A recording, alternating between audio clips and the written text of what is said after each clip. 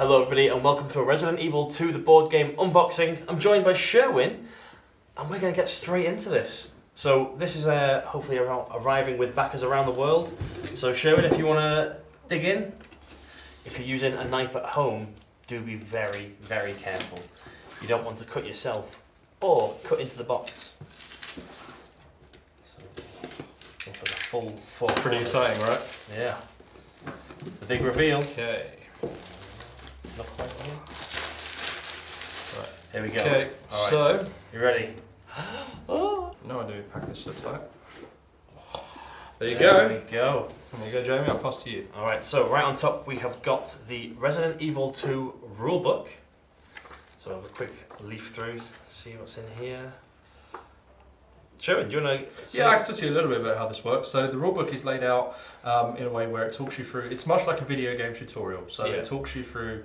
If I quickly grab it, I'll Yes, sort of it show you is. through. So the first few pages are really working towards the components, obviously, how different, some basic rules on how enemy cards work, playing area, that sort of stuff, gameplay, the basics as we see here. And then as we flick through, we'll eventually get through to scenario 1A. Now this is really your tutorial scenario that teaches you the raw sort of basics of how the game works. Once you've done that, you then move on to additional game rules, which then moves you on to the second scenario, which we'll play through. So you get to, which I think is another couple of pages here. And then after that, you then get the rest of the rules in order to carry on playing, because the game is designed to slowly introduce people in how the game works, introduce a little bit of complexity as you go on. Fantastic. And then we move on to the scenario book. So I assume this carries on from scenario 2A in there. So this is where scenario 2A goes onwards. Yep. It talks us through the various others. And everything's included Yep. for this in this box. That's right. You can get your expansions later on. And then we have the board game tiles, of which there are plenty. Quite a few sheets of these. Yeah. So these are designed, they're double-sided. I'm just Yep. quickly flip them over Yeah, to yeah. show you. And these are designed to be generic in the sense that rather than having players to really look around for exactly the right tiles so they can represent every area of the game completely accurately, you can just grab them all out of the box and put them out as you want. But because there is quite specific artwork for each of the locations on them, if you want to be that super kind of hardcore fanboy that I know I am, and probably many of the other backers are, then you can sort of spend a little bit extra time really customising the place to look good. Yeah. We also have on these sheets, as we can see, we've got the player stat boards, also some of the sustained effect tokens.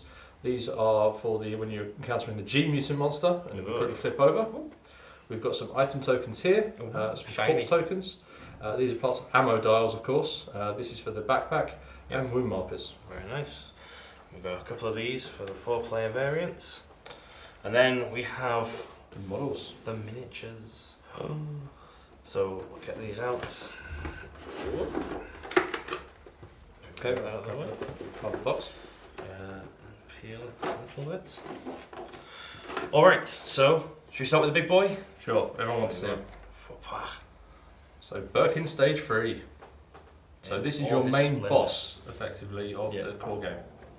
And then G this mutant. chappy here.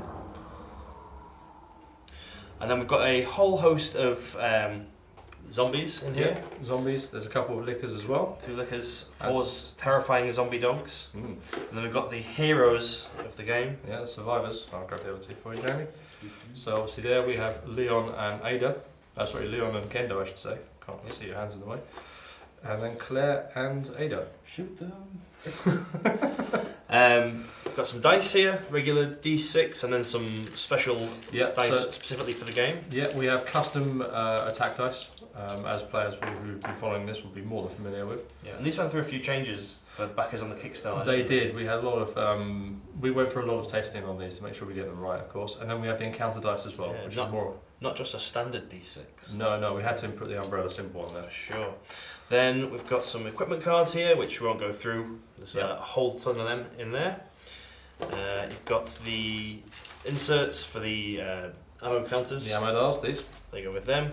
And then, of course, we have the encounter deck and player cards as well. And tension deck. So the thing to point out with these is these are structured in a way where if you take the game out of the box and start playing, you literally will find the cards for scenario 1A on the top. Ah, very nice. And then scenario 2A, and then 3A, and so on. So you don't really need to you've got dig it. through and find the cards. So whilst you will obviously, when you're creating those decks as part of the scenario, shuffle them. Yeah. What the best advice I can give you is don't take them out immediately. Shuffle this deck and know the order of everything. So find the cards you need from here, and then once you've taken that deck out, then shuffle it up. Yeah, pretty much. It tells you in the rulebook anyway, but just to reiterate that point.